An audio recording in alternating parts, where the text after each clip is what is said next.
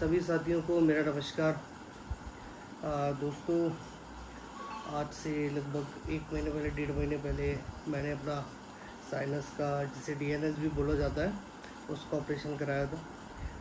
मेरी नाक की हड्डी टेढ़ी थी, बड़ी थी, और जो पॉलिप, नाक के अंदर मांस बढ़ जाता है, लेफ़्ट और राइट दोनों नॉस्ट्रल में काफ़ी ज़्यादा मांस बढ़ चुका था, लेफ़्ट में भी राइट में भी, और उसके साथ साथ डीएनएस यानी कि नाक की हड्डी टेढ़ी और बड़ी होने का कारण भी था। तो अब मुझे इस बीमारी से जूझते हुए लगभग 4 से 5 साल हो चुके थे। 4 से 5 साल मुझे इस बीमारी, 2019 या 20 के आसपास में मुझे पता लगा था कि मेरे हल्का सा हेडेक रहता है। हेडेक क्यों रहता है? क्योंकि मेरी नोज़ प्रॉपरली, मेरे को ऑक्सीजन नहीं जाती, क्योंकि मेरी नोज़ में जो पॉलिप बने, जो मांस था, उससे मेरी सांस नहीं जाती थी प्रॉपरली, यानी कि नोज़ ब्लॉकेज थी। तो नोज़ ब्लॉकेज में छींकें बहुत ज़्यादा आती हैं। मुझे बीते 4 से 5 सालों में क्या सिम्टम्स रहे, मुझे ये सिम्टम्स रहे कि लगभग 50 छींकें हर दिन मुझे मॉर्निंग टू लेकर इवनिंग तक आ जाती थी। मॉर्निंग में उठते साथ ही लगातार छींकों के जोड़ियाँ लगती थी।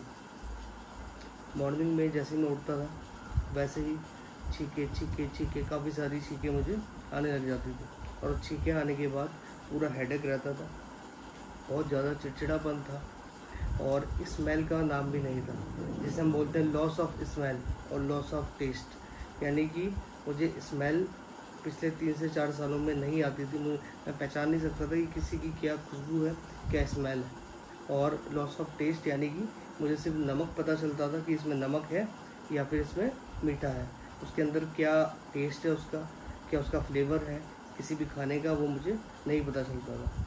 तो मैं बहुत ज़्यादा इस बीमारी से परेशान था। इस बीमारी की वजह से आपको गले में टॉन्सिल भी हो जाते हैं कई बारी।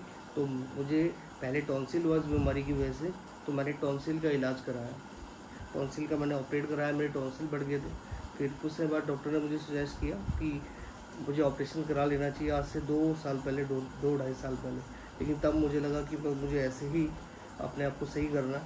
तो मैं लगा रहा, काफ़ी दवाइयाँ खाई, काफ़ी जगह से दवाइयाँ खाई, पर लास्ट टाइम मतलब मुझे बहुत फील हुआ यार कि इस बीमारी से कब तक जूझा जाएगा, कब तक इसको झेला जाएगा।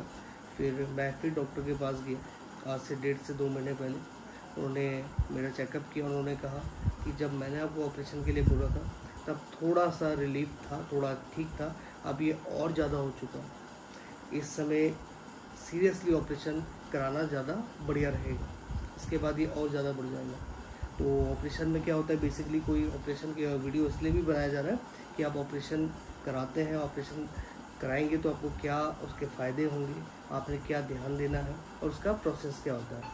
दोस्तों, जो भी ऑपरेशन साइनस का, डीएनएस का होता है, उससे पहले डॉक्टर आपको कुछ दवाइयाँ लिख के देते हैं 5 दिन या 10 दिन की, जिसमें हल्की फुल्की स्टेरॉइड की आपकी दवाई होती है, जिससे आपकी नोज़ थोड़ी सी खुली फील हो जाती है। ऑपरेशन से पहले ही आपको लगेगा कि आपको स्मेल आ रही है, आपकी नोज़ पूरी खुल रही है।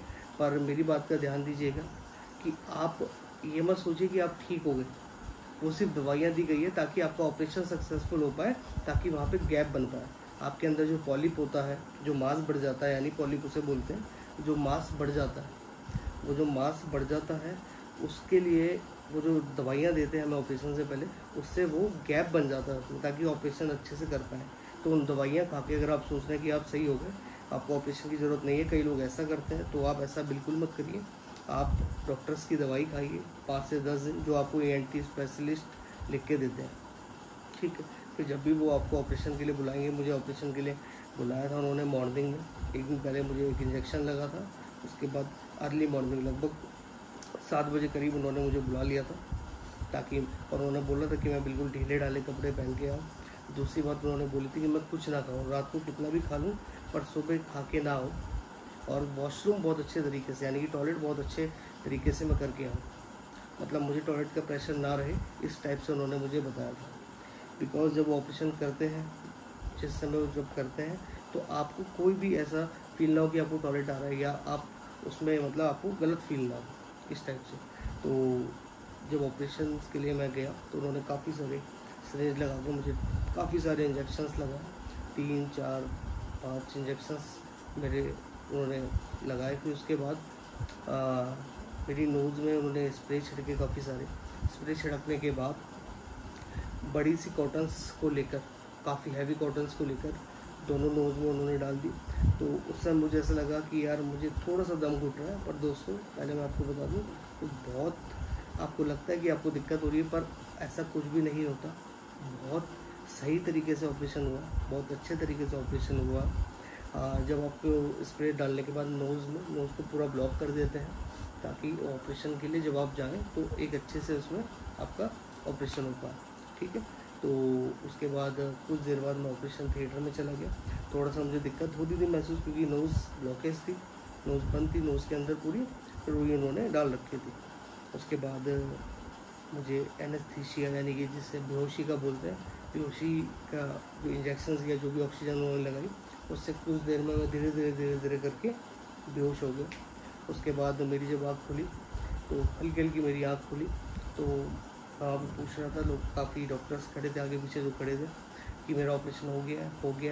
मैंने कई बार पूछा तो वो बोल रहे थे, पर मुझे सुनाई नहीं आ रही थी, बिकॉज मेरी आंखें हल्की हल्की खुल रही थी। क्योंकि एनेस्थीसिया या जो भी वो ऑक्सीजन का वो देते हैं, वो बेहोशी का वो देते हैं, उसके कारण अब धीरे धीरे होश में आता। तो फिर मुझे उस ऑपरेशन थिएटर से केबिन में लाया गया। तब भी मुझे पूरा नहीं, प्रॉपरली मैं कॉन्शियस नहीं था। तो उस तरीके से मुझे धीरे धीरे होश आता गया। और शुरू में थोड़ी ब्लीडिंग होती है आपको, क्योंकि मेरा जो केस था वो काफ़ी हाई था, काफ़ी हैवी था। उस केस में ये मान के चलिए कि नोज़ की हड्डी भी, उसकी भी सर्जरी हुई होगी, जो पॉलिप थे उसकी भी सर्जरी हुई होगी।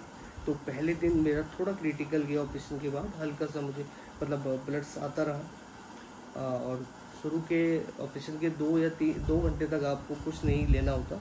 उसके 2-3 घंटे बाद आपको लिक्विड शुरू कर दिया जाता है, धीरे धीरे आप लिक्विड ले सकते हैं। फिर उस दिन या अगले दिन आप अपना थोड़ा सा खिचड़ी टाइप का खाना खा सकते हैं।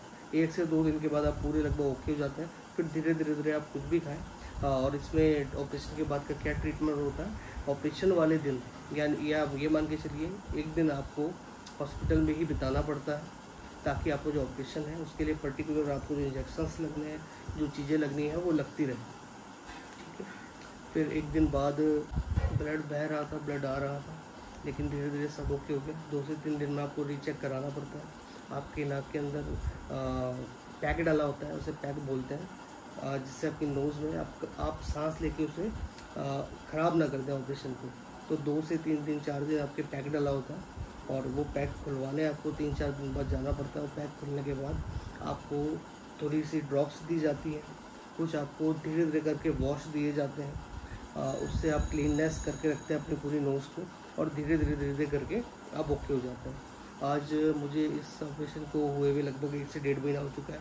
मेरी दवाई लगभग ना के बराबर है, मतलब कोई एक दवाई है जो मुझे दिन में खानी होती है, और हल्की फुल्की मुझे स्टीम लेनी होती है कुछ समय तक। अब मैं अभी बिल्कुल रिलीफ हूँ। स्मेल में कोई प्रॉब्लम नहीं है, टेस्ट में कोई प्रॉब्लम नहीं है। छींके कभी हफ्ते में 1 आधी बार आ जाती है, यानी कि जो मुझे छींके लगभग दिन में 50 बार आ जाती थी, सुबह उठते साथ ही आ जाती थी। तो मेरी छींके बिल्कुल ख़त्म हो गई है। कभी रैंडमली आ जाए तो बात अलग है, बाकी वैसे मैं बिल्कुल रिलीफ हूँ इस ऑपरेशन से। और मैंने ऑपरेशन ऋषिकेश में कराया था, रतूड़ी ENT क्लिनिक है, और पिछले 4-5 सालों से जब से मैंने इस चीज़ का इलाज कराया, या मैंने टॉन्सिल का इलाज कराया, तो उन्हीं के पास ही मैं अपना ट्रीटमेंट करा रहा था। तो कभी भी आपको लगे, अगर आप इस एरिया के आसपास होंगे उत्तराखंड ऋषिकेश में, तो रतूड़ी ENT क्लिनिक पे भी आप जा सकते हैं, उन पर चेकअप करा सकते हैं। बहुत एक्सपीरियंस डॉक्टर है, बहुत जेन्युइन है, और बहुत अच्छी बिहेवियर में है, और एक्सपीरियंस बहुत ज़्यादा है। तो बहुत अच्छे तरीके से मेरा ऑपरेशन हो गया। ये वीडियो बनाने का मकसद ये है कि जिनको भी ये प्रॉब्लम है, क्रिटिकल हो चुकी है, आपकी नाक की हड्डी टेढ़ी है, या आपके पॉलिप्स हैं, आपकी नाक बंद रहती है, जुकाम रहता है बहुत ज़्यादा, या आपको छींकें बहुत ज़्यादा आती है, आपको स्मेल नहीं आती, तो आप एक बार चेक कराइए कि आपको ये प्रॉब्लम है, कि आपको DNS है, आपकी जो हड्डी है वो टेढ़ी है, या आपको अंदर पॉलिप्स है, या आपको साइनस जैसी प्रॉब्लम है, तो आप ऑपरेशन करा सकते हैं। और ऑपरेशन बिल्कुल भी क्रिटिकल नहीं होता। शुरू में आपको लगता है कि ऑपरेशन होगा तो क्या होगा, और दोस्तों ऑपरेशन के बाद जब आप रिलीफ महसूस करते हैं तो उसका मज़ा अलग आता है। तो इसलिए कोई भी व्यक्ति अगर उसे लगता है आपकी प्रॉब्लम क्रिटिकल है, दवाई से नहीं जाएगी या ज़्यादा हो चुका है, तो आप साइनस का ऑपरेशन कराइए और अपनी ज़िंदगी को आगे अच्छे तरीके से फील करिए। और ऑपरेशन के बाद भी मैं बोलूँगा कि आपको जो ट्रीटमेंट बताया गया है वो आपने रेगुलर लेना है। सही होने के बाद ट्रीटमेंट रेगुलर लेना है। 1 से 1.5 महीने 2 महीने का कुछ तो बिल्कुल रेगुलर लेना होता है। उसके बाद भी कुछ प्रिकॉशंस आप अपनाएं ताकि आपका ऑपरेशन 101% सक्सेसफुल रहे। ठीक है दोस्तों, ये जो मेरी प्रॉब्लम थी एक जो आज रिलीफ हो चुकी है, इसको साझा करने के लिए मैंने ये वीडियो बनाई। Thank you so much.